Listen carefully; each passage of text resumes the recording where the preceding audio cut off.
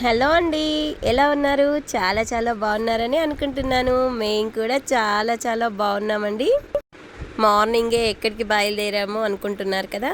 Yes, అవునండి, స్కూల్కి అయితే వెళ్తున్నాము. పాపకు బుక్స్ ఇప్పియాలి కదా, అందుకని స్కూల్కి వెళ్ళి చాలాసేపు వెయిట్ చేసామన్నమాట. అక్కడ బుక్ స్టాల్లో ఫస్ట్ పేమెంట్ చేసి అక్కడ కూర్చున్నాము.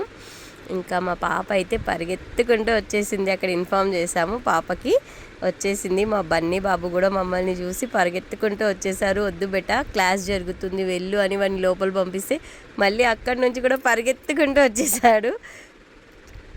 ఇక ఇప్పుడు స్కూల్ స్టార్ట్ అయ్యాయంటే ఫీజులు, బుక్కులు, మన బడ్జెట్ అయితే చాలా చాలా పెరిగిపోతుందండి. ఈ మంత్ అయితే బడ్జెట్ చాలా ఎక్కువ అయిపోతుంది మనకు.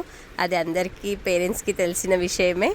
మా పాప అయితే ఫుల్ హ్యాపీ అయిపోతుంది. వాళ్ళ పప్ప అంటున్నారు, ఆ బుక్సే మోయలేకపోతున్నావు తల్లి, రేపు చదువుకోవాలి అన్ని బుక్స్, ఎలాగో చూడు అంటే, నేను చదువుకుంటా పప్ప అంటుంది. వీళ్ళకు హాలిడేస్లో ఫోన్ బాగా అలవాటు అయిపోయారు కదా, ఫోన్ చూస్తుందన్నమాట. ఇంకా వెళ్ళు క్లాస్కి టైం అవుతుంది అంటే చెప్పలేక బాయ్ చెప్పి వెళ్ళిపోతుంది. మళ్ళీ ఆగి ఆగి ఏదో ఏదో ఏదో చెప్పేస్తుంది అనమాట. అది కావాలి, ఇది కొనుక్కోవాలి, ఇంకా ఈవినింగ్ అక్కడికి వెళ్దాం ఇక్కడికి వెళ్దామని. చూడండి, మనమే మోయలేకపోతున్నాం ఈ భారాన్ని. పిల్లలు ఎలా మోస్తారో ఏమో. రోజు స్కూల్కి తీసుకొని రావాలి, తీసుకెళ్ళాలి. పాపం పిల్లలు. బుక్స్ మోత అయితే చాలా ఉంటుందండి, ఇది మాత్రం నిజం అసలు. ఇంకా చదువుల కోసం అయితే తప్పదు, మోయాలి, అలాగే చదువుకోవాలి కదండి. ఇప్పుడు మనం మన పిల్లలకి ఇచ్చే ఏకైక ఆస్తి ఏమైనా ఉంది అంటే అది కేవలం చదివేనండి.